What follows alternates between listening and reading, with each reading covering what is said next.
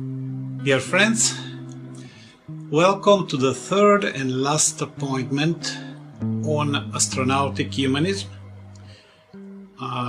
Today we will discuss about the evolutionary aspects of Astronautic Humanism. So Astronautic Humanism is a philosophy, is a practical and pragmatical philosophy for today, for the present. It discusses mainly what we shall do in order to allow the continuation of our civilization, what we have to do now. But we also look at the future, trying to understand the evolutionary aspects of this philosophy. So, as I said, this is the last of the three sections on astronautic humanism. We had the first one defining astronautic humanism, the second one main concepts of astronautic humanism, and this one we see today is evolutionary aspects. So today we will present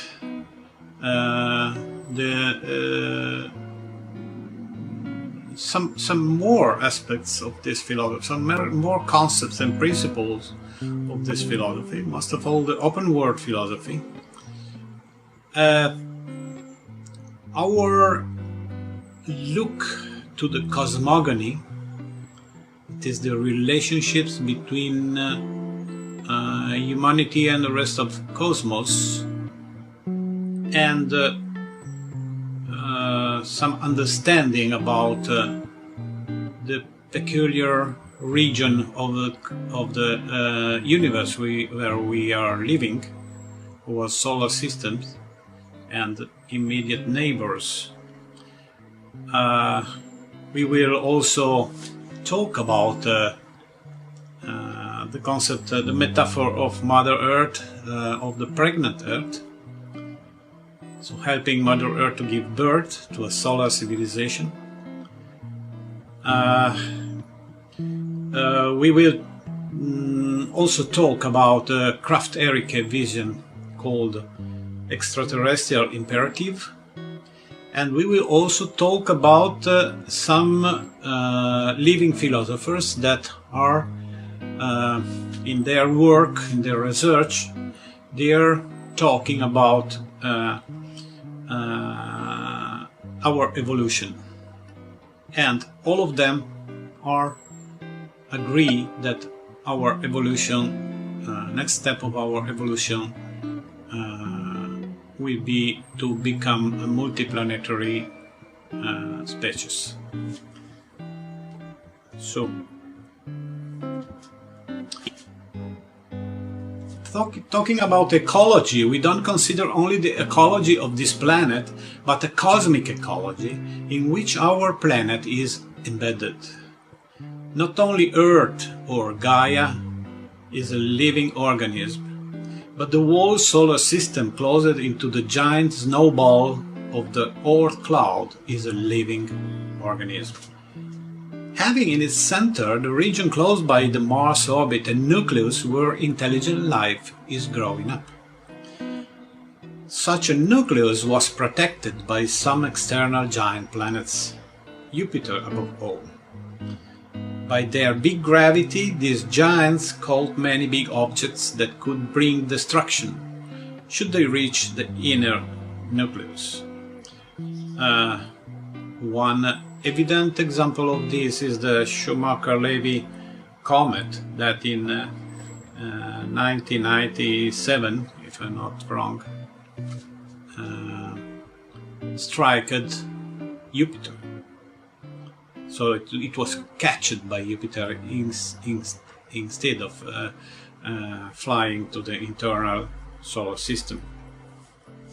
So this is the solar system we learned at school. The Sun in the middle, 9 planets, having each one is well-defined orbit, and in the middle between the Mars orbit and the Jupiter orbit, a small belt, what they call the belt of the asteroids. But this is the reality. The asteroids fill big part of the space between the Mars orbit and the Jupiter orbit. There are many millions of asteroids, and they are not all of them are not already recognized and added to the database. So there are many objects, big, small, medium and small, with very unstable orbits.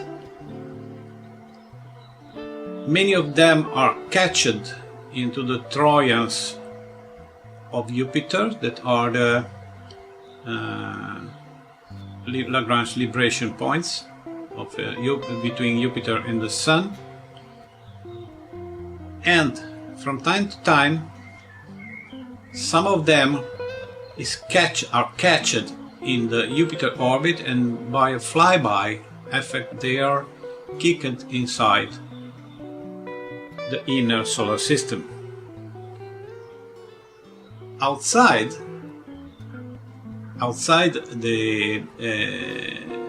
our solar system, we have the Kuiper belt, that is another very big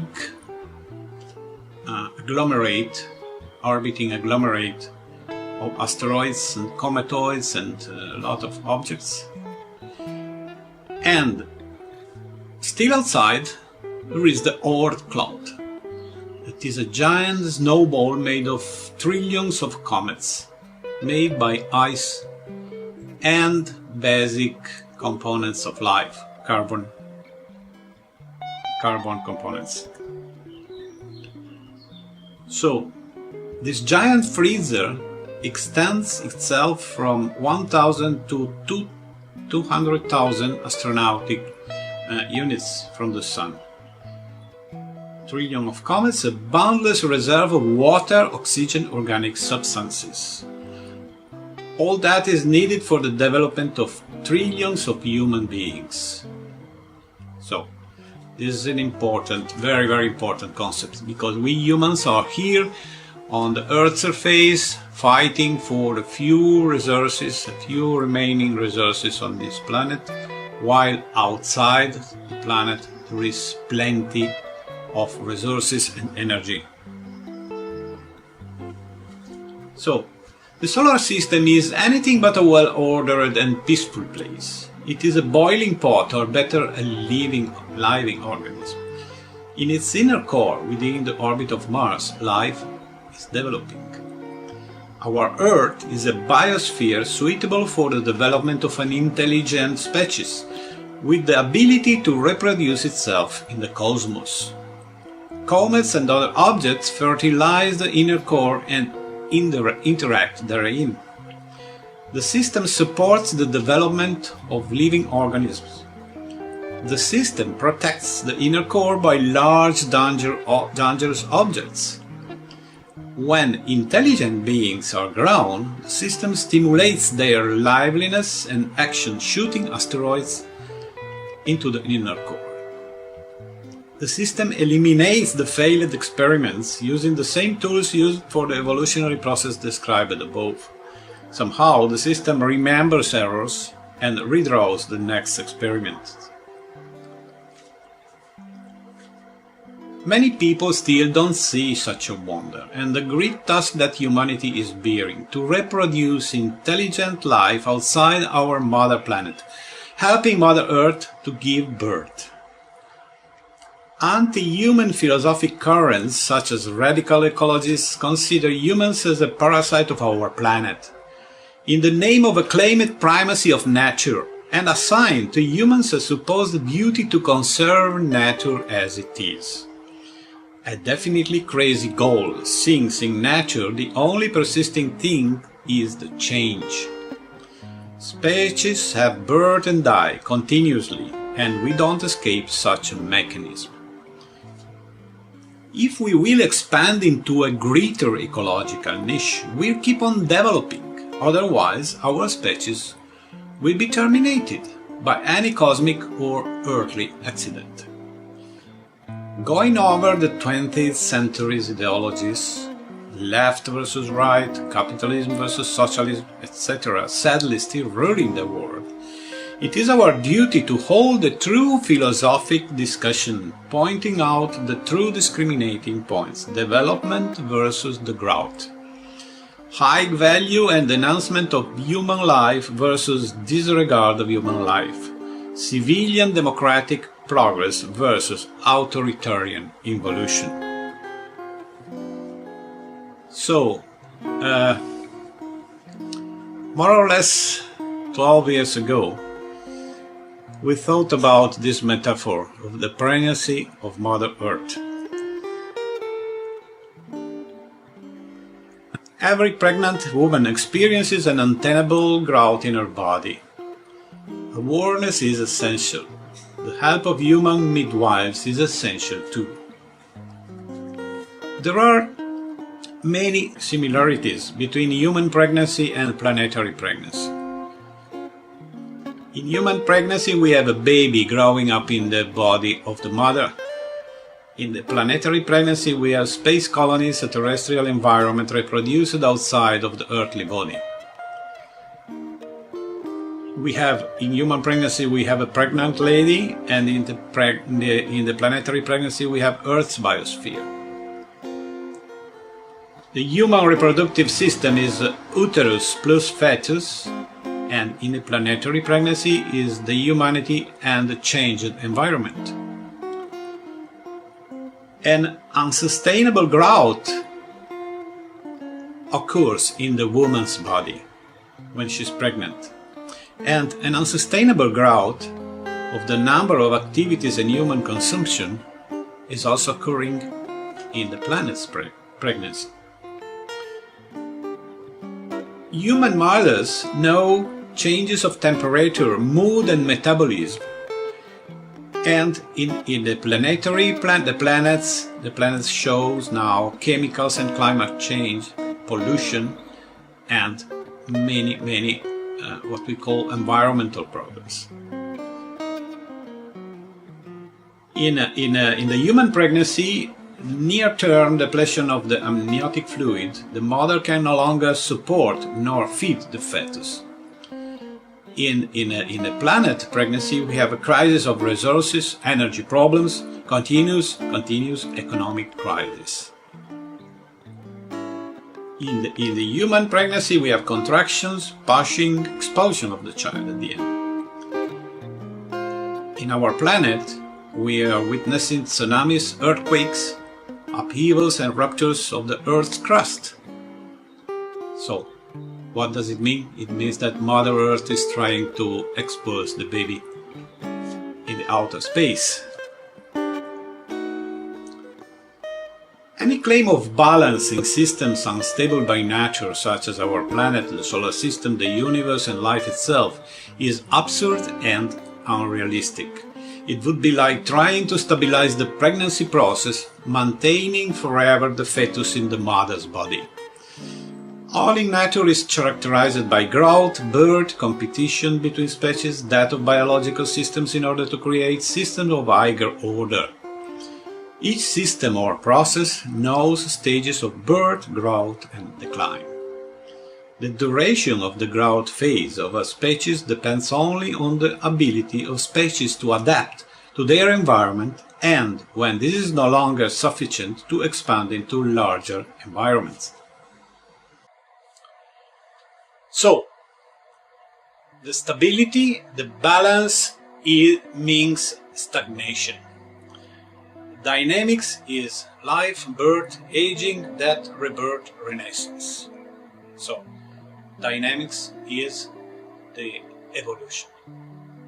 Stagnation is death, permanent death, without any renaissance. The scientist and philosopher that discussed this topics. In the past century, I think very much more than other philosophers, was Krafft Erike. Krafft Erike was one of the scientists in the team of Wernher von Braun, the team of the German scientists that after the end of World War II were taken to USA and were the co-founders of NASA. Erike promoted a philosophical concept called the extraterrestrial imperative.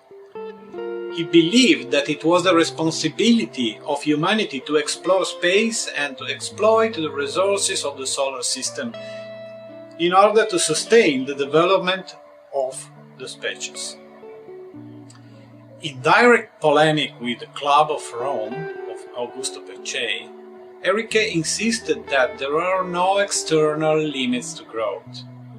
While the Earth is a closed system, the exploration of space opens the universe to humanity. For Erike, human creativity has no limits. Erike was a forerunner of space industrialization and commercialization. So, other philosophers that discussed evolutionary concepts surprisingly drawing similar theories, though they weren't aware of each other's works. One is Robert Pirsig, for sure, that thought about an evolution from inorganic to organic to social and to intellectual. Krafft Erike with his concept of industrialization of life. Professor Paul Ziolo says that next evolutionary step of humanity is in space. Stephen Wolfe and his theory of the evolutionary impulse, and Stephen Ashworth. Stephen Ashworth is developing a newsletter called Astronautic Evolution. All of them understood that evolutionary instructions are coded in the matter, in some way. Such program is working against the natural laws of entropy. Another concept very more old, ancient, is the three levels of Aristotle.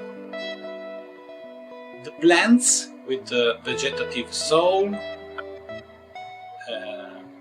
where processes of reproduction and growth are applied.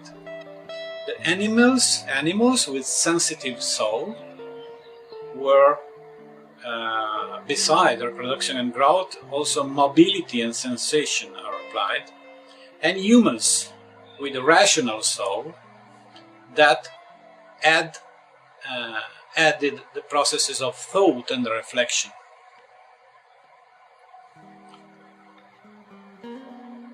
Jackson found 4 levels of evolution. The reptilians, the goal of reptilians was survival. The mammals, with the primitive social behavior, rudimentary theory of mind. The primates, social cohesion in a complex way and culture. And the humans, intellectual.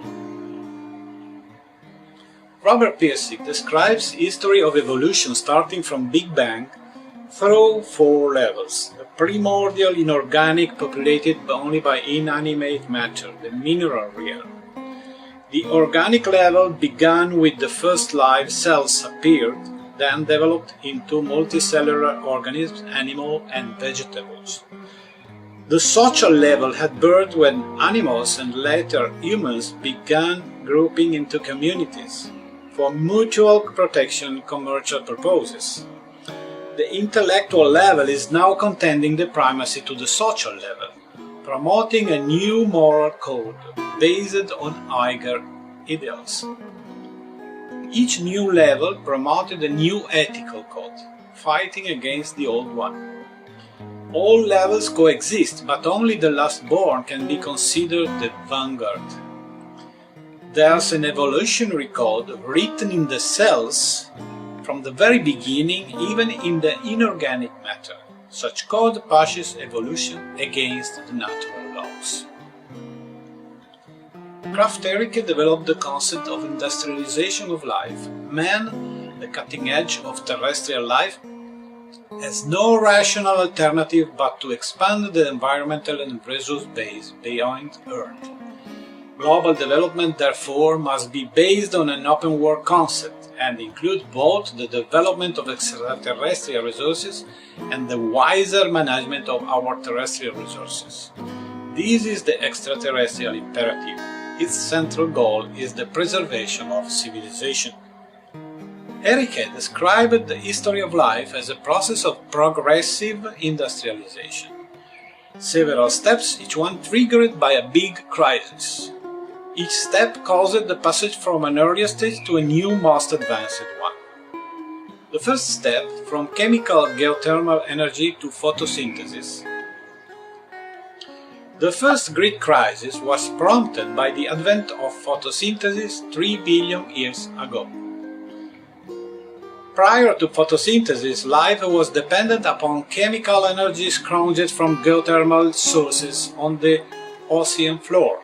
With photosynthesis, life uses the energy of the sun, giving rise to the potential for a tremendous growth in organizational complexity.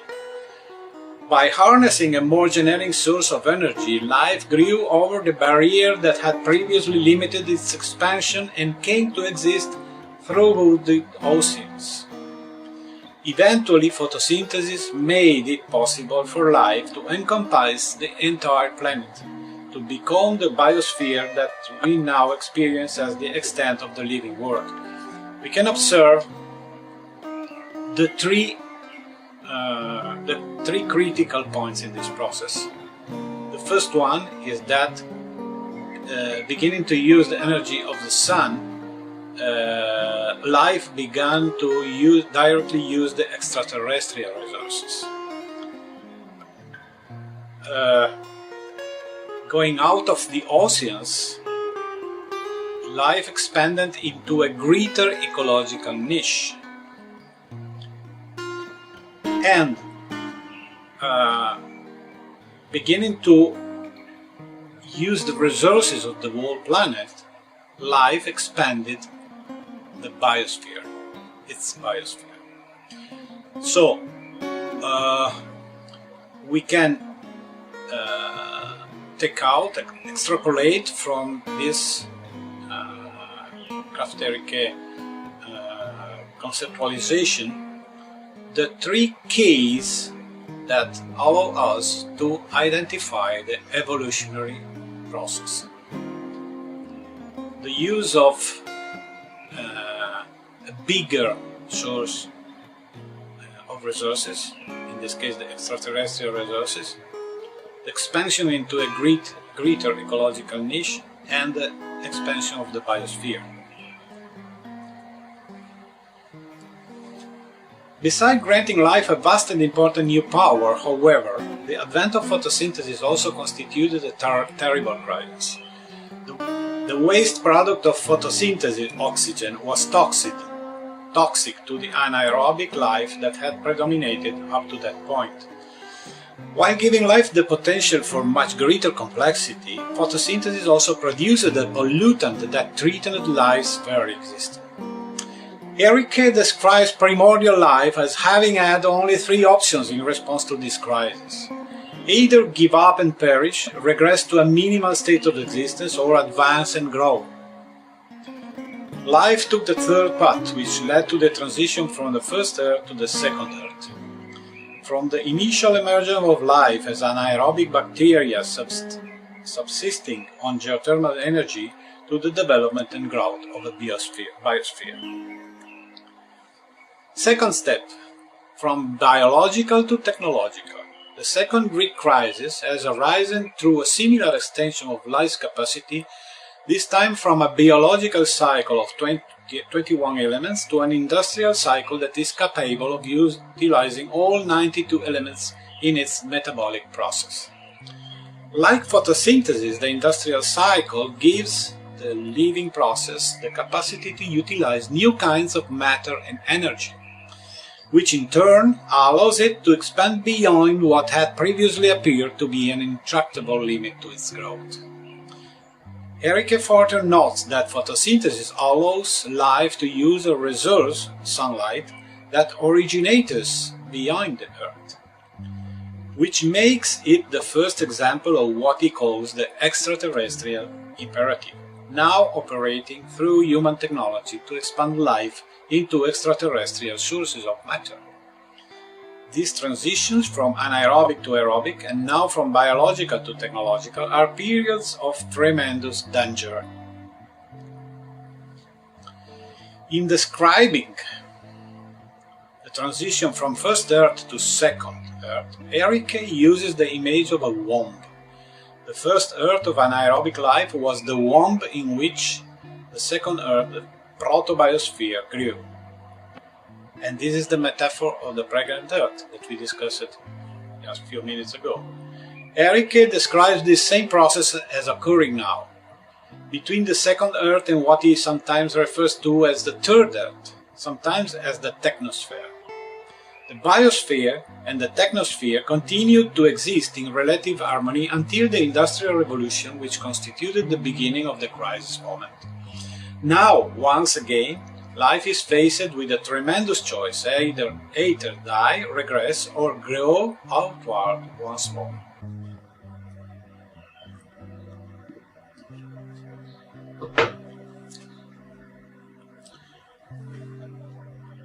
So, we are now faced to the third step.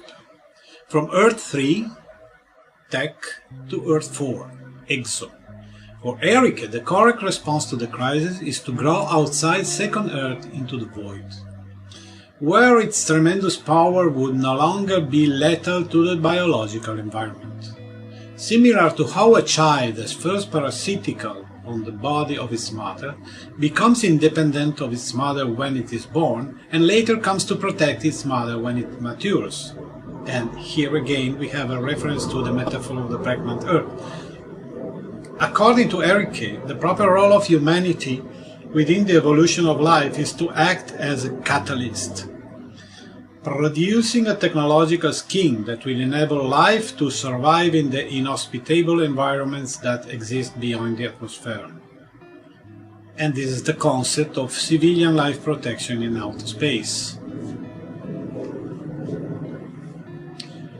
So, summarizing the steps that we went through in these last slides.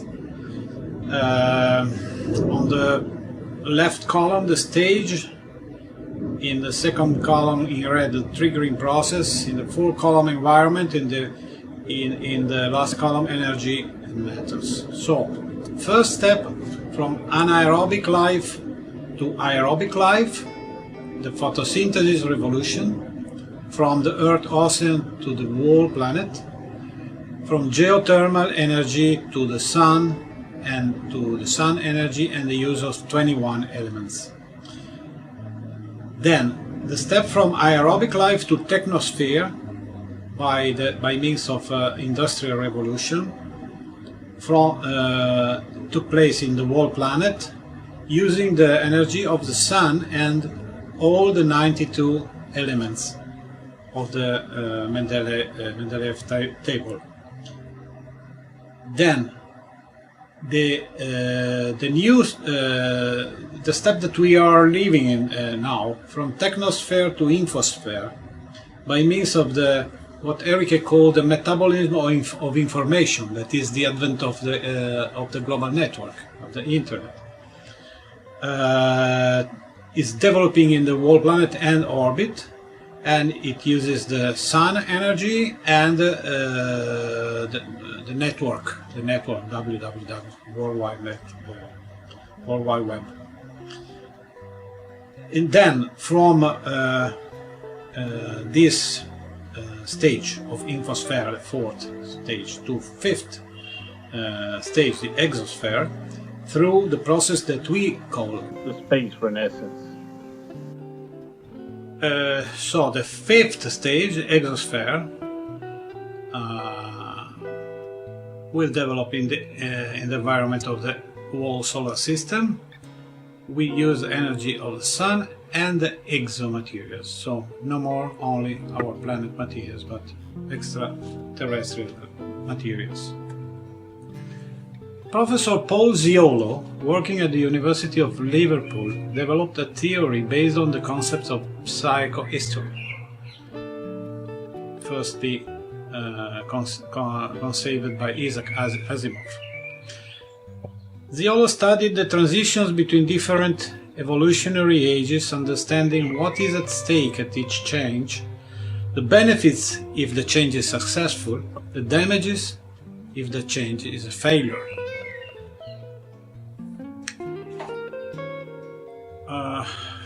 In this schema, Professor Ziolo shows the different phases of a possible evolution, our evolution, the so-called Kardashev phases. So the phase 1, planetary stage, where we are now. The phase 2, called stellar, it will develop in our solar system. The phase 3, interstellar.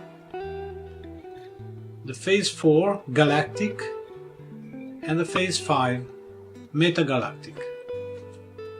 In 1964, the Russian astronomer Nikolai Semenovich Kardashev proposed a tripartite phase model for the evolution of galactic cultures. This sequence of 3 phases has by now been expanded to 5 as follows.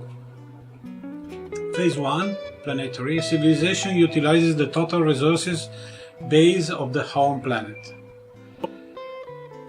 Then there is a transition from K1 to K2.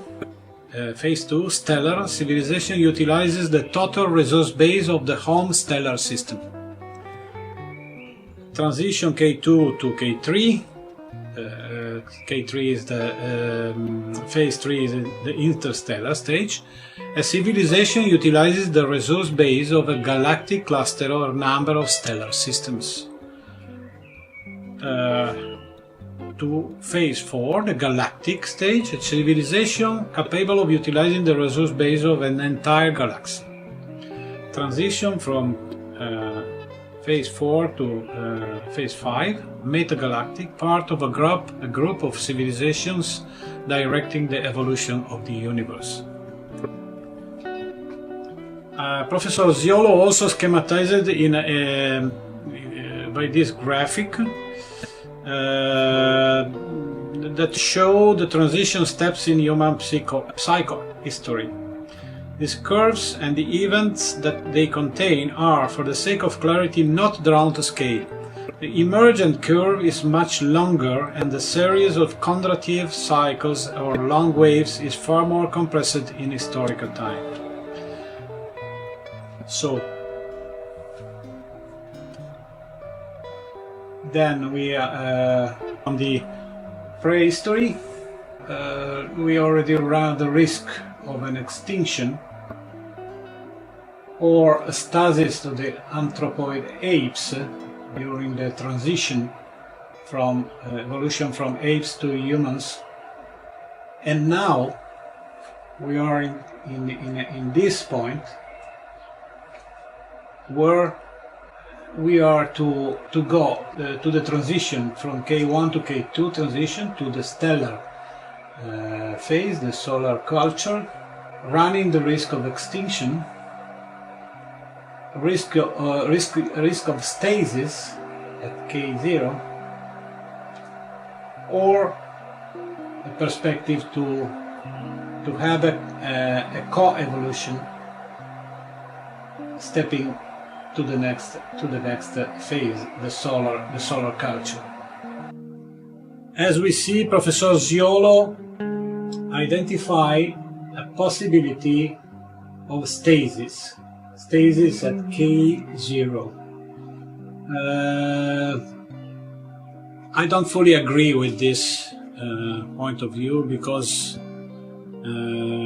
it is very, very difficult that our civilization can stand by in the current stages. We have in front of us we have only two possibility: evolution, step into the stars to the stellar phase, or an implosion of the civilization, and then if not extinction of the species, for sure extinction of the civilization as we know it. But okay, this is part of the discussion, and now I'm just trying to present the different approaches of the philosophers that discusses evolution and the evolutionary models so far. So, Professor Ziolo applies neural networks evolution to psychohistory. A civilization of type 2.2L may be expected to undertake major projects in stellar engineering. A civilization of type 2.6M may have the ability to construct a Dyson sphere, an artificial biosphere around its parent star that will utilize or convert the star's energy with 100% efficiency.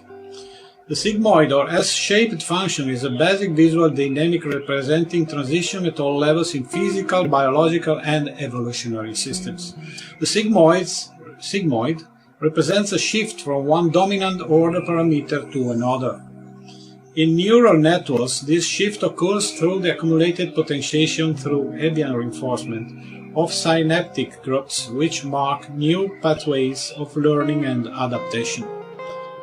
Figure 12.2 generalizes this stepwise model to human psychohistory, a model also advanced by Toynbee in a study of history.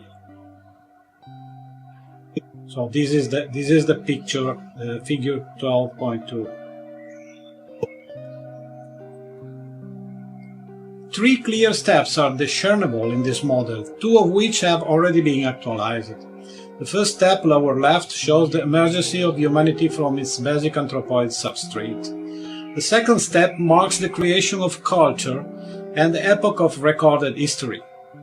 The transition point between steps 1 and 2, called an event horizon, involved deep traumatization, and the residue of this trauma is still very much with us. As cultures become more complex, the increasing need to erect inner defenses against this traumatic residue became the main catalyst for cultural acceleration, a self-reinforcing process. So, which are the future options for Paul Ziolo? Failure to complete the K1 to K2 transition, which will have two possible consequences. Temporary stasis, a system of Nash equilibria, through intense social control, eco-totalitarian economic blocks.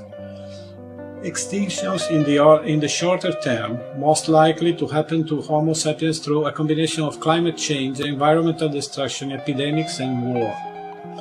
Completion of the K1 to K2 transition. The technologies developed in the course of the emerging sixth wave will assist the initial establishment of permanent colonies on the Moon, Mars, asteroids and satellites of the gas giants, and the building of O'Neill-type habitats at planetary Lagrangian points, O'Neill 2000, all foundational basis for the emergent K2 culture. The mutually sustaining coevolution of both terrestrial and solar cultures will ensure the stability of both and mark the next stage in the historical evolution of the species. As I said before, this possibility, the temporary stasis of totalitarian equilibria, in my opinion, is not possible. It will not happen. This will be any totalitarian regime that will appear and take over the control of the people will be just another factor of conflicts, revolutions, and the general thread of implosion of the society.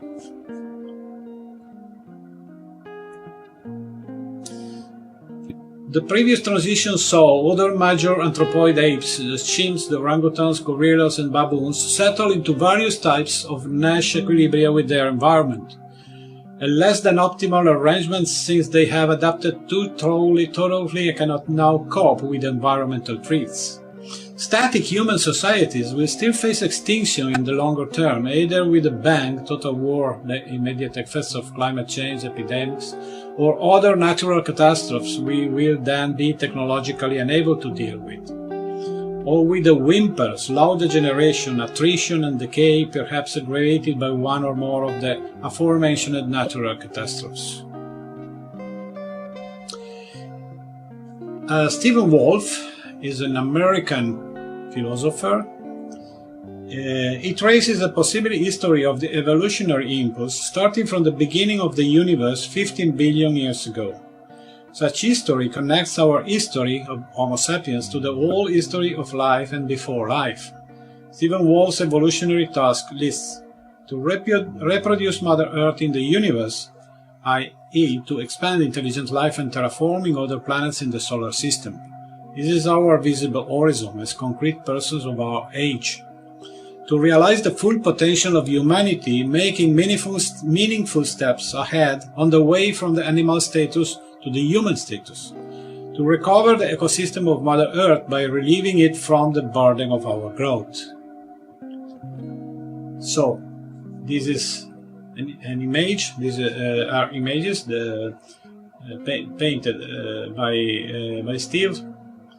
From the evolutionary impulse came from the void and the realm of pure potentiality to the physical universe. Steve identifies some key profiles that are the characters of the expansion: the wanderer and the settler, the inventor and the builder, the dreamer and the survivor. These are synergistic characters that concur to the process of expansion and the growing complexity. Stephen Ashworth, with his Astronautic Evolution, say that most of the material and energy resources of the universe which could support life do not in fact do so.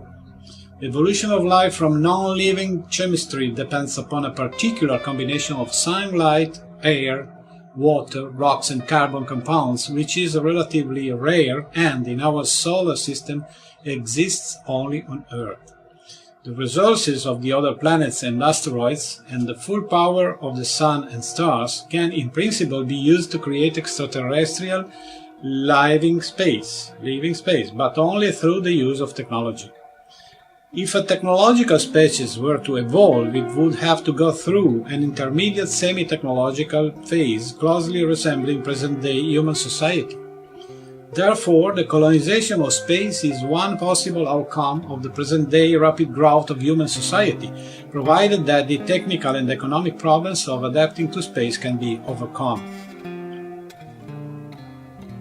This is an evolutionary process resembling the emergence of our ancestors onto the land during the Devonian period some 400 million years ago. We today are amphibians in the sense that the solutions we are finding to immediate problems of life on Earth are fortuitously at the same time equipping us for occupation of a new ecological niche away from Earth. Being an evolutionary process, it is not controlled by any goal-oriented entity, such as a government, a deity, or a mystical force, and therefore its outcome is not predictable in advance.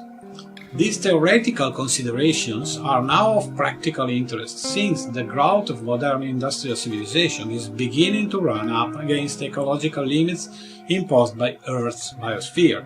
The question as to where growth is leading us is one of the most critical social, economic and political issues of the current century. Broadly speaking, two distinct patterns of growth are seen in nature. A giant star which undergoes a supernova explosion. Its brilliance increases by many orders of magnitude, but in doing so it consumes the star's limited fuel supply. The brightness of the star therefore grows until it reaches a peak and then goes into decline as the star gradually fades into obscurity.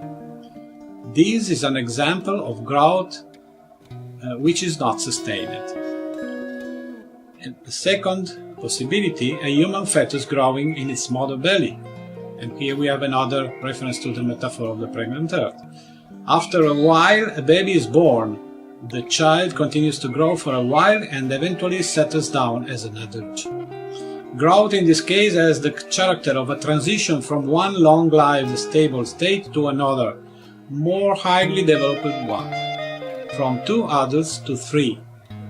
Our question therefore becomes, is human civilization in its current phase of unprecedented growth a supernova, or is it a baby with Earth's biosphere as the mother?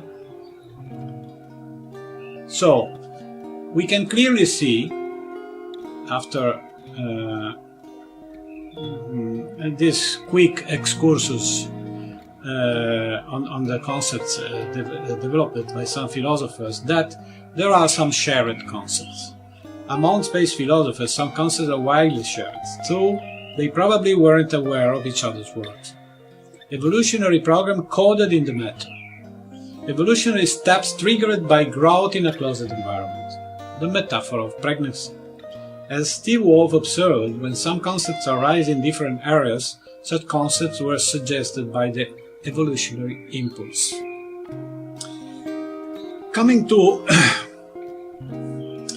a quick excursus in the spirituality.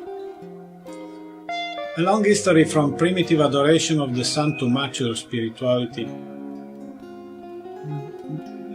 took us up to our current status.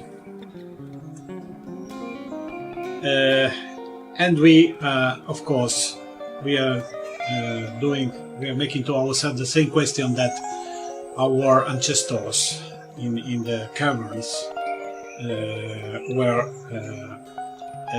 were making to themselves. So, who we are, why are we here, what are we doing, where are we going? These are the questions that from the beginning of the intelligence people is making, trying to resolve. So, for many centuries and millennia, some concepts of God were developed as a perfect and unreachable model. So, we are humans, imperfect, bounded to earth, unable of initiative, an eternal child, and we are striving to reach an unreachable model. We always needed someone or something else to control, feed and bound us, acting in the place of God, church, government, nature. Now nature is the new goddess. In this model, all utopias so far were unfeasible. We have now a general crisis of the old models. The old models are challenged by the closed world nihilist syndrome. New models are provided by nihilist ideologies, the growth, animalism. The animals' natural ferocity, they kill but they are innocent because they are not rational. So, we are, let me say, bombarded by this kind of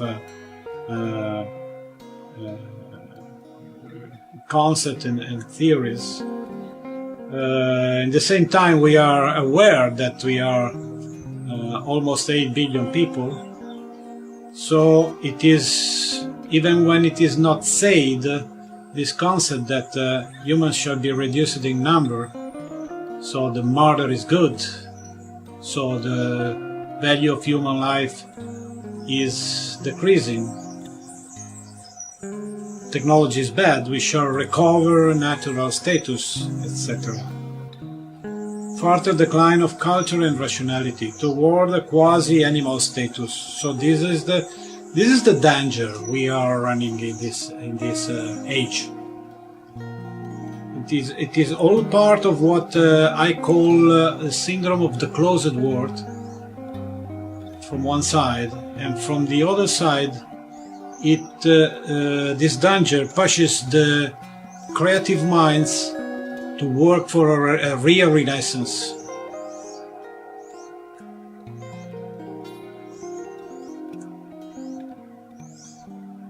So, our concept of evolution, we are humans, so we are biological beings endowed by intelligence and hands with opposable thumbs. We are trying to reach a full human status. It's a long way, and it doesn't terminate on Earth.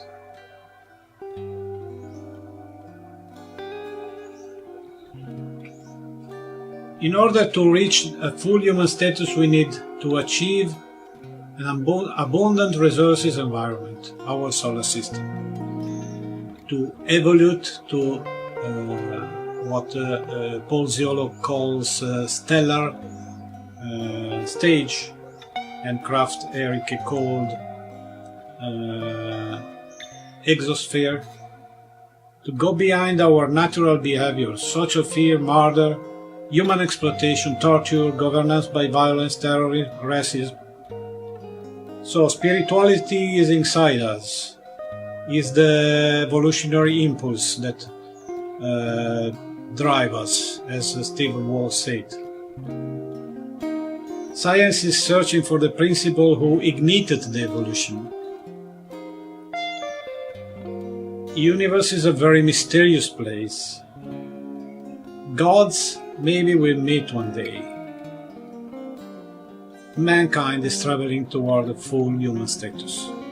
And then maybe after the human status we will know what we will go toward a transhuman status, and more than human, and so on.